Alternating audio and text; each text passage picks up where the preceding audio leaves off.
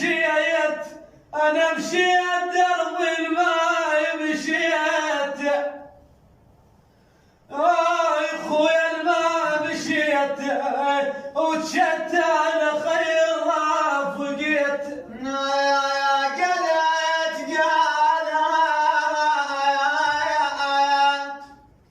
قالت انا اعتميت لابن امه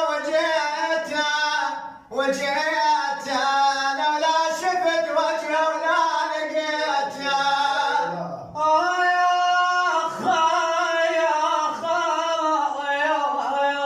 خويا بالدار وقعيت بالدار وقعيت ترى ما ظل خلق بالدار وقعيت قالت انا رديت خويا رديت بس شلون رد يا حسبالي يشوف هذا المحل خويا قالت خويا رديت بس شلون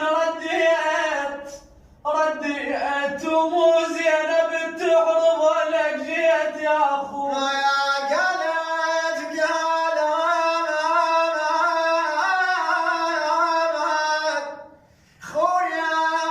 قالت طعت على قبره